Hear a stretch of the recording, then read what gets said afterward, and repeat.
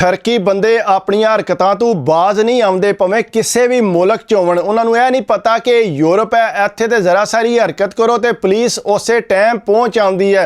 अंकरां दी दुकान ही करियाने की बड़ी सोहनी चलती सी ने हर बंदा उन्होंने मिसाल दिंदा सी कि इस उम्र च इन्हां कारोबार करके कितना सैट कर लिया। पिछू हालात इतने टैट सी ने अपना प्लाट खरीद के उहदे ते कोठी बनाई सी ने।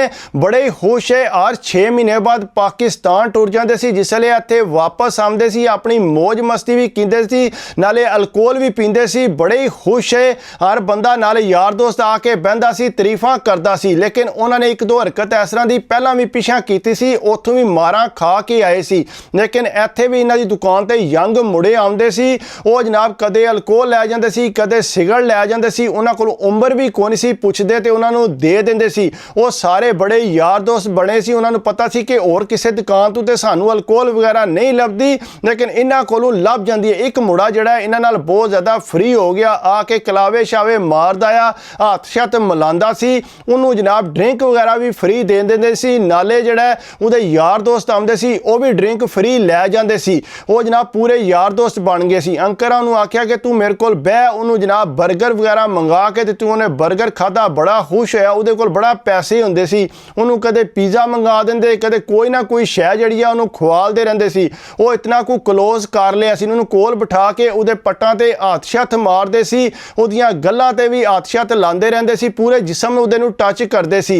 वो मुंडा जिहड़ा चुप करके बैठा रहिंदा सी, उन्होंने पता सी कि मैनूं ये खाण वास्ते दिंदा पिया ते मैनूं किहड़ी टेंशन है। वो एक दिन इस तरह होया कि मुंडा उठ के खलोतिया सी ते अंकल भी उठ के खलो गए। उन्हें उठ के मुंडे नूं कलावा मार लिया, घुट के वो भी पिछू। वो मुंडा अगू छडाए हस्से नाल ते, लेकिन ये छड्डण को ना।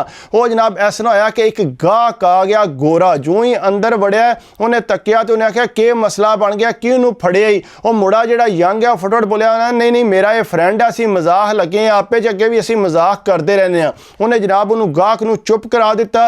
वो गाहक जनाब अपना ड्रिंक वगैरह लिया तो लैके निकलन लिया। 2-3 बारी उन्हें मुड़ के पिछू तकिया, क्योंकि ज़ाहिर गल है यंग मुंडा है, उन्होंने शक शुभ होया, लेकिन वो कुछ ना बोलिया, टुर गया चुप करके।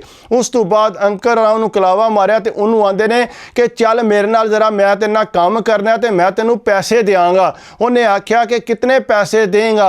उन्हें अंकल ने आख्या तू जितने पैसे मंगेगा मैं देंगा। अंकल ने सोचा सी इन्हें किन्नी कुछ छाल मारनी, अगे मैं 50-100 देना और 400 दे देंगा तो इन्हें खुश हो जाना। वो जनाब उन्होंने आख्यू ने कि तेनों मैं जड़ा ना 400 यूरो देंगा। वो मुंडे ने आख्या नहीं मैं 400 नहीं लेना। अंकल ने आख्या नहीं मैं चल तेनों 500 दे देंगा, तू मेरे नाल चल सही। उन्होंने जनून होया सी। उन्हें आख्या नहीं मैं 500 नहीं लेना। अंकल कहते किन्ने लेने तू पैसे? कहता मैं तेरे को 6000 यूरो लेना, मैनू 6000 यूरो की लोड़ है, मैं मोटरसाइकिल लेना है। उन्होंने कहा 6000 यूरो।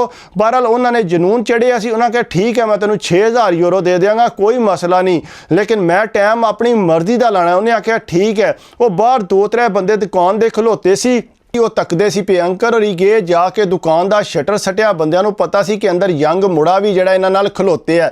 शटर सट के जनाब जो ही अंदर लै गए, उस मुड़े नूं जाके तसल्ली नाल अपनी कार्रवाई पा के जो ही आके दुकान का शटर खोलिया ने, फिर भी वो बंदे सामने ही खलोते सी। ते मुड़ा जिहड़ा अपना ट्राउज़र सही पिया करदा सी।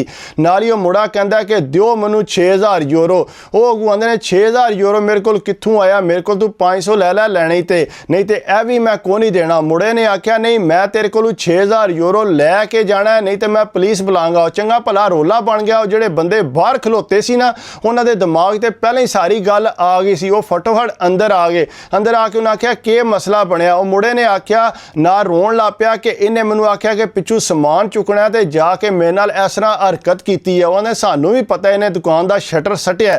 वो अंकल नहीं नहीं ये झूठ मारदा, एवं ही लगे। उन्हें आख्या एवं नहीं लग्या, ये तू हरकत की है। अगू का ट्राउज़र भी गिला होया सी। वो जनाब मुड़ा जिहड़ा जानबूझ के कम्मण ला पिया। अंकल होरी अपनी जगह ते रंग उड्डे। उन्हें आख्या नहीं नहीं मैं कुछ नहीं किया, तुसीं दुकान च। उन्होंने आख्या दुकान चो असीं निकलने आ, तू चुप करके इत्थे कुर्सी ते बह जा। उन्हें कुर्सी ते बिठा के ते पुलिस नूं कॉल की। जो पुलिस नूं कॉल की, पुलिस दीयां 2 गड्डियां उत्थे आ गईयां, नाल एंबूलेंस भी आ गई। वो पुलिस अंदर आई। उन्हें आके पूछया की होया, मुड़ा अगू कम्मी जे ते रोई जे।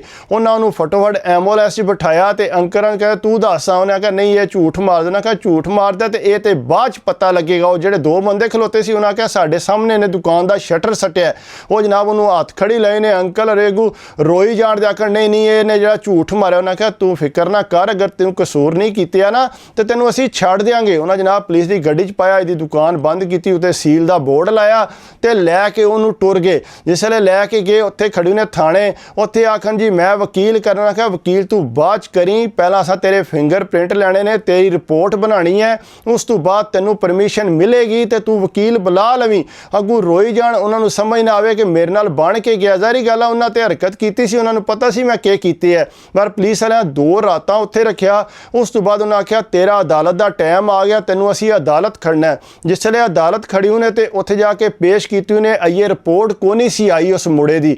ਉਹ ਆਂਦੇ ਨੇ ਮੈਂ ਬੇਕਸੂਰ ਹਾਂ ਤੇ ਮੈਂ ਕੁਝ ਵੀ ਨਹੀਂ ਕੀਤਾ। ਅਦਾਲਤ ਨੇ ਆਖਿਆ ਅਗਰ ਤੂੰ ਕੁਝ ਵੀ ਨਹੀਂ ਕੀਤਾ, ਜੋ ਹੀ ਰਿਪੋਰਟ ਆਵੇਗੀ, ਅਗਰ ਨਾ ਕੋਈ ਸਾਬਤ ਹੋਇਆ ਤੇ ਤੈਨੂੰ ਅਸੀਂ ਛੱਡ ਦਿਆਂਗੇ।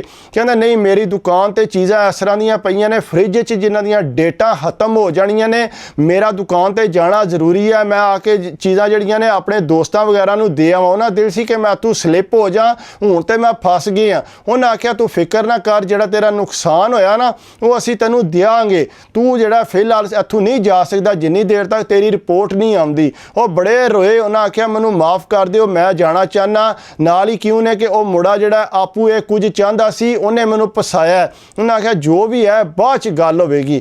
ਉਹ ਜਨਾਬ ਇੰਝ ਹੋਇਆ 3-4 ਦਿਨ ਗੁਜ਼ਰੇ ਤੇ ਰਿਪੋਰਟ ਆ ਗਈ। ਜੋ ਹੀ ਰਿਪੋਰਟ ਆਈ ਉਹਦੇ ਤੇ ਸਾਬਤ ਹੋ ਗਿਆ ਕਿ ਵਾਕਈ ਇਹਨਾਂ ਜਿਹੜਾ ਉਸ ਮੁੰਡੇ ਨਾਲ ਇਹ ਹਰਕਤ ਕੀਤੀ ਹੈ। ਉਹ ਜਨਾਬ ਅਦਾਲਤ ਨੇ ਆਖਿਆ ਕਿ ਤੈਨੂੰ ਅਸੀਂ 10 ਸਾਲ ਦੀ ਸਜ਼ਾ ਦੇਣੀ ਹੈ। ਅੱਗੂ ਰੋਣ ਲੱਗ ਪਏ, ਉਹਨੇ ਨਹੀਂ ਮੈਂ ਕਸੂਰ ਨਹੀਂ ਕੀਤਾ, ਮੈਨੂੰ ਮਾਫ ਕਰ ਦਿਓ। ਉਹਨਾਂ ਕਿਹਾ ਨਾ, ਸਾਬਤ ਹੋ ਗਿਆ 10 ਸਾਲ ਤੂੰ ਸਜ਼ਾ ਕੱਟੇਗਾ, ਉਸ ਤੋਂ ਬਾਅਦ ਤੈਨੂੰ ਅਸੀਂ ਤੇਰੀ ਕੰਟਰੀ ਡਿਪੋਰਟ ਕਰਾਂਗੇ। ਜਿਸ ਵੇਲੇ ਇਹ ਸੁਣਿਆ ਤੇ ਬੜਾ ਰੋਇਆ। ਉਹਨਾਂ ਆਖਿਆ ਨਹੀਂ ਹੁਣ ਕੁਝ ਵੀ ਨਹੀਂ ਹੋ ਸਕਦਾ। ਜਨਾਬ ਜਾ ਕੇ ਉਹਨਾਂ ਨੇ ਜੇਲ੍ਹ 'ਚ ਡਾਕ ਦਿੱਤਾ। ਉੱਥੇ ਜਨਾਬ ਇੱਕ ਬੰਦੇ ਨਾਲ ਰਾਬਤਾ ਕੀਤਾ, ਆਪਣਾ ਦੇਸੀ ਸੀ। ਉਹਨੂੰ ਆਖਿਆ ਕਿ ਯਾਰ ਦੋਸਤ ਆਇਆ, ਉਹਨੂੰ ਆਖਿਆ ਯਾਰ ਇਸ ਤਰ੍ਹਾਂ ਦੁਕਾਨ ਵਿੱਚ ਨਾ ਫਲਾਣੀ ਜਗ੍ਹਾ ਤੇ ਮੈਂ ਪੈਸੇ ਰੱਖੇ ਨੇ, ਉਹ ਕੱਢ ਕੇ ਨਾ ਮੇਰੇ ਘਰ ਪਹੁੰਚਾ ਦੇ।